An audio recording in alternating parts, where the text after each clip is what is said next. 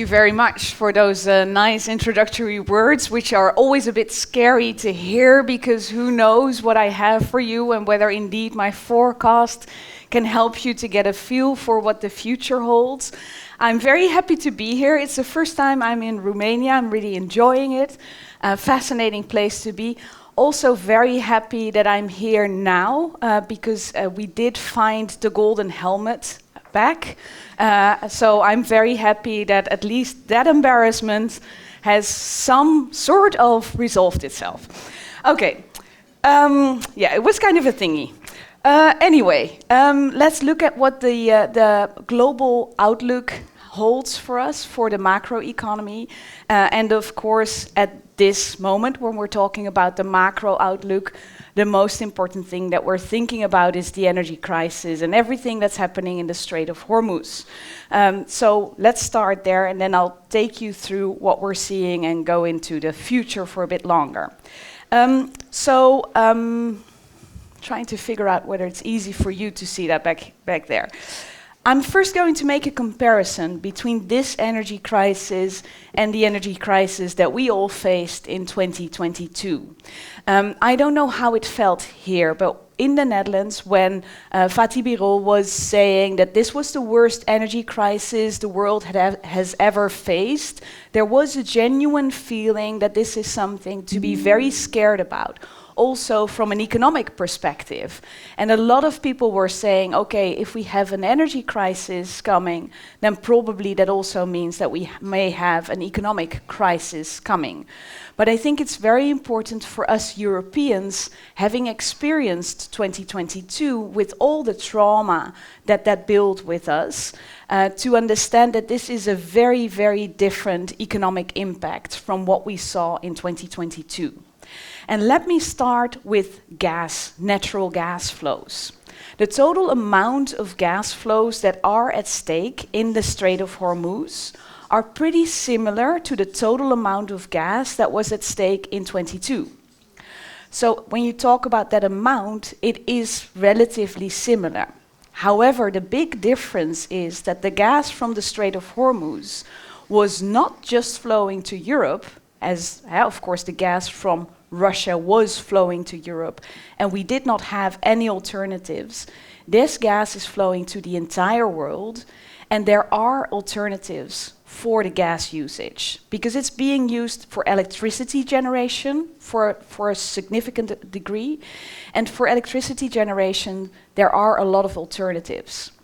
So when you think about the impact of this lack of gas, we believe that the price doesn't have to rise as far as it did in 22, and the impact for Europe is going to be far less severe than it was back then. And when I think about the impact in Europe in 22, I have to think about all those electricity bills that went up and had a very significant impact on households' purchasing power. So people could afford a lot less because their energy bills were going up. What we see right now is that Europe's dependence on gas is way lower than it was in 22.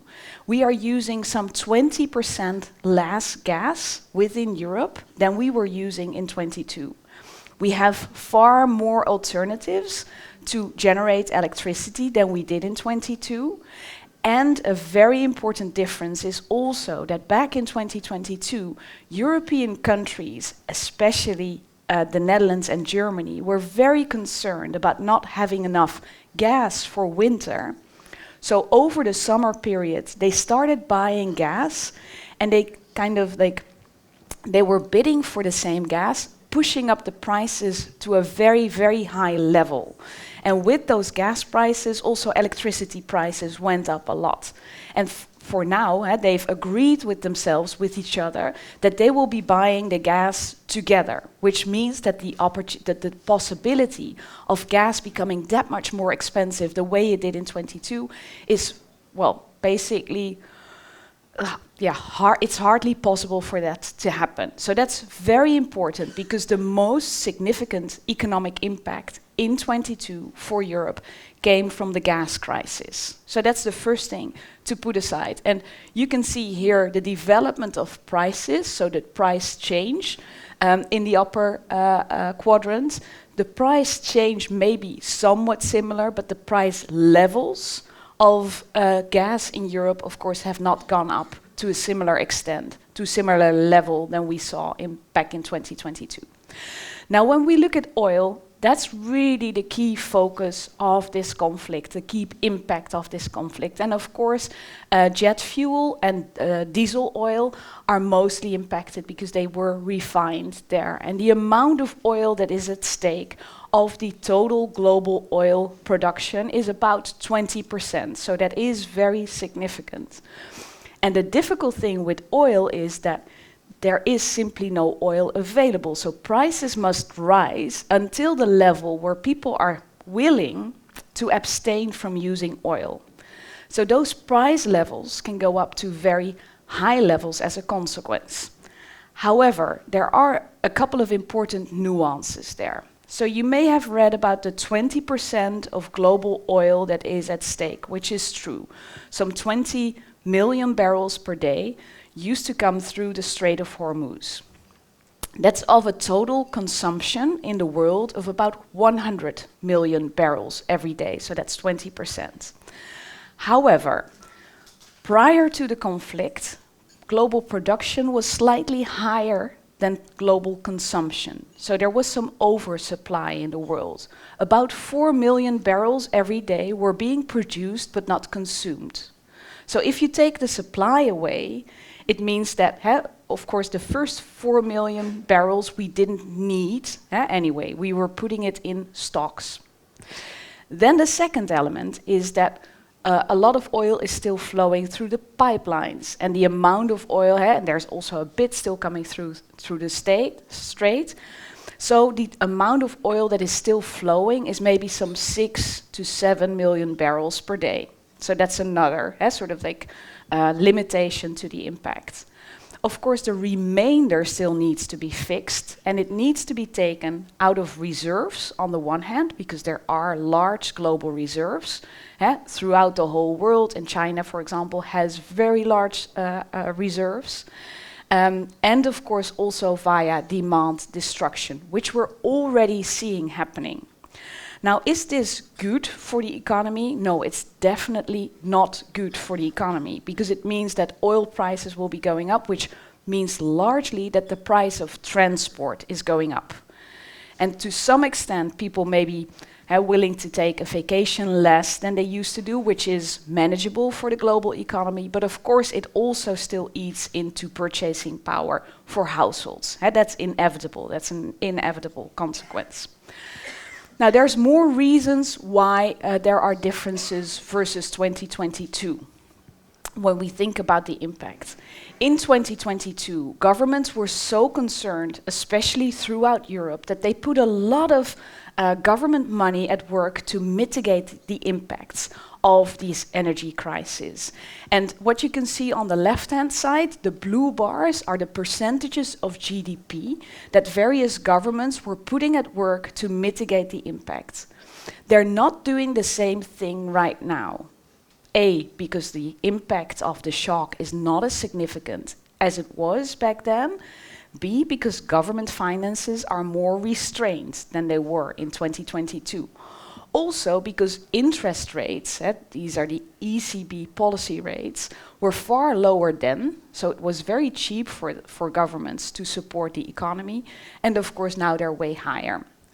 What this means, the fact that they're putting in less money and that interest rates are higher, is that we will probably see less inflation than we saw in 22, but for any given amount of a price increase, we will see more, we will notice more of an economic impact. So it is still a negative for the economy.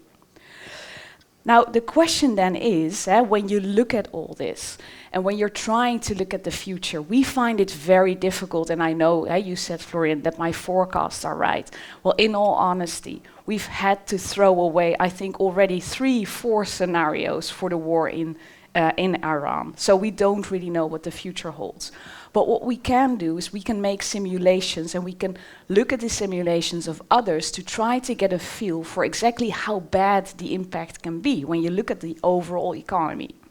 So the main channel is going to be higher transport prices, which we see in the form of inflation, which will also have some impacts in other goods. And that means that there's a big hit to purchasing power. However, the magnitude of the hit, when we make simulations, you can say, for example, the ECB in their worst case scenario is subtracting 0.5 percentage point of growth from economic growth in this year and in next year. So that's a worst case scenario. To give you an idea for those people who don't do forecasting every day, natural growth within Europe is typically expected to be between 1 and 1.5%. So you take off 0.5%, right? So that slows growth down. The IMF also made forecasts, and they are a bit more downbeat on the global impacts of this. And for the global economy, they are saying, okay, typically the global economy will grow somewhere between 3 and 4% per year. Average growth is higher for the global economy than for Europe. And they say in the worst case scenario, it's going to be 1 percentage point lower this year and 1 percentage point lower next year. So, to give you a feel for all this, I'm not going to tell you that anyone can be very precise about what to expect for the economy, but we do know quite precisely what the channel is going to look like. It's all about the cost of transportation. And we do know that the order of magnitude that we're likely to see is painful, but not a very deep recession, let alone an economic crisis. Will it feel fun for people? No, again, it won't feel fun. Is it easy to forecast? No, it's not easy to forecast, but it gives you a bit of an idea of an order of magnitude. So I hope that gives you a bit of a sort of like way of making sense of what the future holds. And I'm also making this very explicit because, what was it, 2 weeks ago, I had a conversation with a Dutch CEO of an industrial company, and she asked me, is this going to be as bad as COVID was? And I was like, oh, no, I mean, this is bad, but it's not as bad as COVID was, right? So just to give you a bit of a feel for where we stand. Okay, so let's have a quick look at Asia then, because I think by now we all have figured out that it's going to be particularly painful for Asia. Why is it so painful for Asia? These economies are more developing economies, so relatively speaking, transport is a larger chunk of the economy. So if it becomes more expensive, that means that relatively speaking, its economy is more affected. And you can also see that in the impact, which you see on the left-hand side. Suppose oil prices go up by 10%, what is the impact on inflation? And that's relatively high in quite a few Asian countries. So that's quite a strong impact. So they are affected in that sense, and also they have very few oil-producing countries, which you can see on the right-hand side. Almost all Asian countries are energy importers. So therefore, the impact on Asia is going to be stronger than on the rest of the world, because of course the flows were also mainly going in that direction. So in that sense, we expect more of a hit. But on the other hand, what we're seeing is when we look at the Asian export numbers, that they are off the charts for quite a few countries.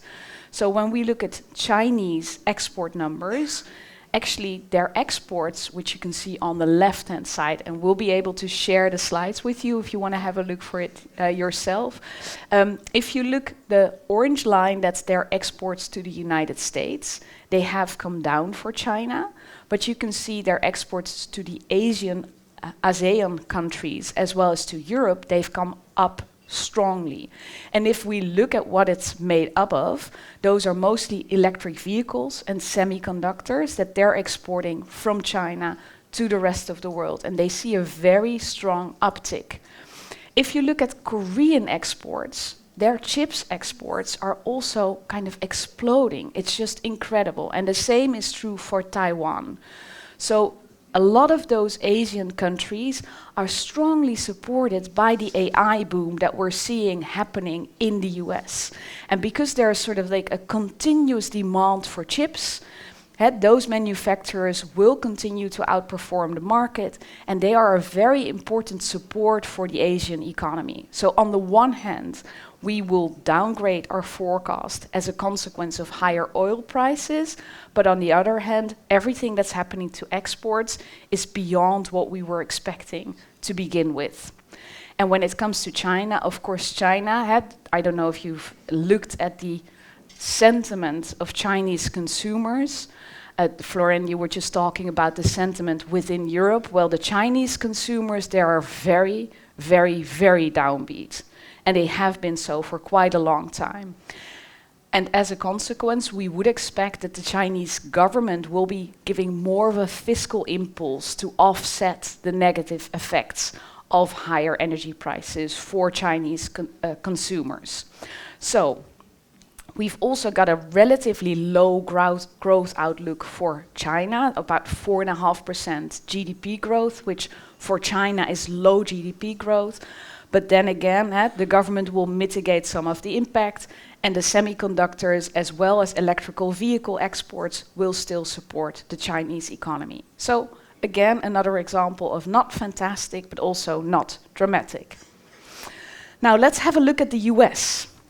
I was talking about the AI boom already, and if you look at the investments that corporates are making in the US economy, what we are seeing that in many fields, corporates are investing less and less in the US economy.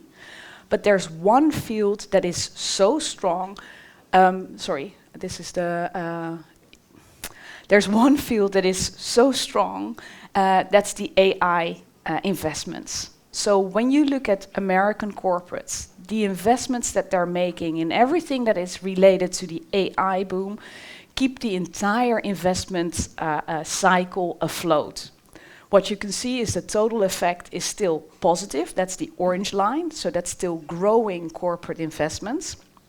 But you can see the gray line, that's anything else, anything other than AI investments, that's coming down. Because what we are seeing, so if you look here, if you look at manufacturing output, that's actually not that buoyant. And if you look at services output, that's also under strain. So in that sense, there's also a lot of uncertainty in the US economy. But this specific part of the US economy is keeping it afloat. What is also happening in the US, and I think when we're thinking about sort of like the US is always the country that we all envy because we feel everything is going better in the US than it is in the rest of Europe. But if we look at their labor market, we can see that their labor market has actually been cooling over the last over the last year or so, actually. So on the left-hand side, what you can see is that the jobs market in total in the US has hardly grown. And to the extent that it did grow, that's the gray bars, that's all about the healthcare sector and the public sector. So those sectors are still growing in terms of employment, but the private sector is hardly showing any employment growth. Which means that if you look at the right-hand side, if you're currently asking consumers how they feel about the economy, they are very concerned. They are very concerned about the inflation outlook. They're also very concerned about the employment outlook. They fear for their jobs. When you look at the US economy, what you will see is on the one hand, this impact, so higher prices at the pump, uncertainty, and the cooling labor market, which is slowing the economy down. But on the other hand, you still have the AI boom, and of course the oil producers are benefiting, as well as the LNG producers are benefiting from everything that's going on in the energy market. As a consequence, what we expect to see in the US is not a dramatic decline of the economy, and maybe not even strong enough to make Trump change his mind when it comes to the war in Iran. Unfortunately, we must say, but it looks like that doesn't really make him change his mind. So we have downgraded our outlook for the US, but only to a very limited degree, because these other factors are offsetting the impact of the war in Iran on the US economy.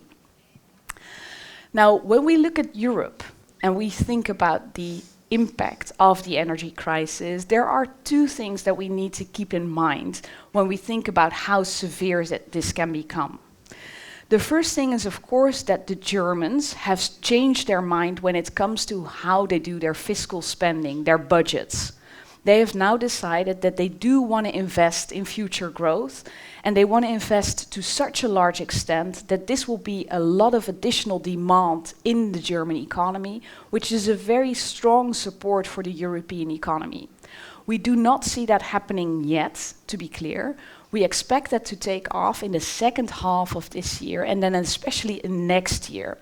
And all those infrastructure investments that the Germans are making also mean that there's additional demand coming from the countries around Germany to supply all that demand. So that's a very strong support for the European economy. And there's something else. There's the European consumer. European consumers have been fascinating us over the last couple of years, because what they've been doing, and you can see that in the graph behind me, consumers always save a certain share out of their income.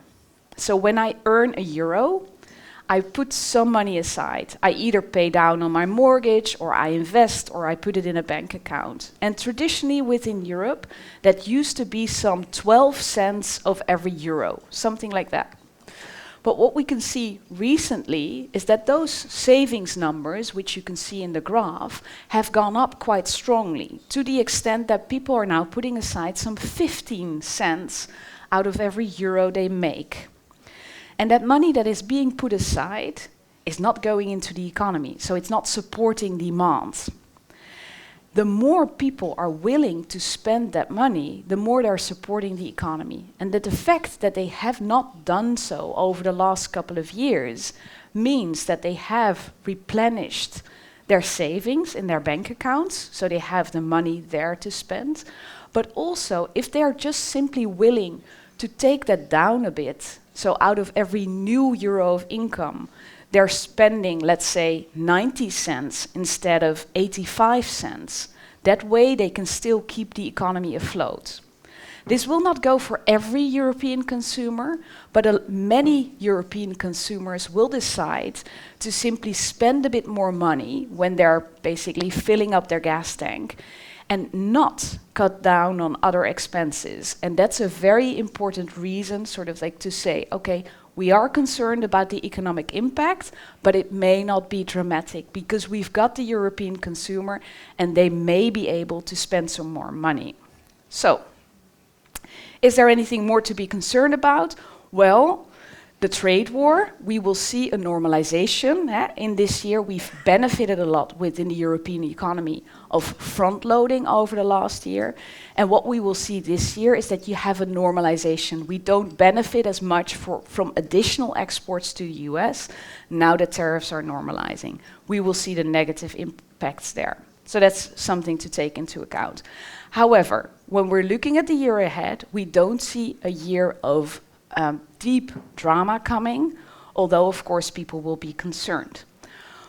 What this means for me as an economist, when I'm thinking about the future, when I'm thinking about the future for Europe, this is not the moment to sort of fearfully start to compensate consumers for what is coming. This is the moment to think about the structural approach. How do we deal with this massive uncertainty that we're faced with? And I think when it comes to geopolitical uncertainty, the geopolitical uncertainty we know is here to stay. And for me, there are two key reasons why I believe that we will be in a sustained period of geopolitical uncertainty. The one is the status of the US in the world. The status of the US versus the rest of the world has been weakening because of the relative size of the US. So I'm not talking about the political status, I'm talking about the economic status. And it has an impact on what the US does and the role that the US is willing to play in the global economy, in the global political sphere. And because they're relatively speaking less strong than they were in the past, they have less of a role in the global power dynamics. So they stabilize the economy less than they used to. They're much more focused on their own issues. The second element that we have is that all around the world, social media is such a powerful tool to make people angry about what they're seeing happening. So I think if I look at the Netherlands, I know there's a lot going on in Romanian politics. But if I go to my country, where people are relatively well off, where things are pretty well organized, although we did have the thing with the helmet, things are pretty well organized, and still there's such a lot of anger, and it's so easy to stir it up with social media, because something tiny can become so big in an era where you have social media and things blow up. And this makes the political spectrum very volatile and very extreme, going from one thing to another, and new parties come up and they end, and they come up and they end, even in the Netherlands, a completely different country from Romania. And this is happening everywhere. And this means that bottom up, there's also a lot of political uncertainty. So we have the great power of the US, which is weakening. We have basically bottom up a lot of uncertainty and a lot of volatility. So this is here to stay. We have to deal with this. Okay, then we're Europe. What do we do when we think about that geopolitical uncertainty? Because indeed, we tend to think, okay, we are so weak in these current circumstances. And there is indeed a lot to fix. I think there are at least 5 fields that we need to fix when it comes to the geopolitical uncertainty. We need to fix our defense position. We need to be able to defend ourselves. And that includes in cyber, in everything that has to do with the digital sphere. But we also have to fix our dependence on digital technologies from the US. We don't have our own digital technology stack, all the way from the bottom to the top, to the way we use it. And it makes us very, very reliant on the US. So that's something that we do need to think about. We need to think about where we get our energy from to be less dependent on others. We need to think about our trade in goods, at the extent to which we're depending on other countries, and we need to diversify there. And we also really deeply need to think about our financial system. Because, ladies and gentlemen, when there is financial stress in the world, what we see is that we all depend on the US Federal Reserve to stabilize the system. And there are talks sometimes in the US when it comes to that stabilizing that system, which they do via the swap lines, that it comes at a cost to them, and they may at some point not be willing to make that cost, or at least put us under pressure. So this is also a very important dependence, in addition to, of course, all the payment systems that are organized via American systems. So this, in all honesty, is a lot that we need to fix, right? So what does it mean? What does it mean as an economist when I look at this? I notice a couple of things. This is not going to be great for growth, short term, because basically what it means is that we'll be finding economic systems that are less optimal than a very open system is, right? We have to build in all forms of resilience rather than specialize and optimize our systems. So this is going to slow growth. It is going to make our governments more important in the economy than they were before, because they will have to interfere in order to make sure that we have the defense system, the financial system, the energy system. It doesn't come naturally. It's something that needs to be organized. And it also means that we will have to deal with more frequent shocks. So I think when we think about what is on the agenda for Europe right now, it's all about this. Now, how do I look at it? I think European decision makers have woken up to the idea that they will have to work on this, and that Europeans will have to work on this together. And I know there's constant debate about the political spectrum. We have a caller. There's constant debate about the political spectrum, but I do also know that Europeans typically have become more European as a consequence of everything that's going on in the world around us.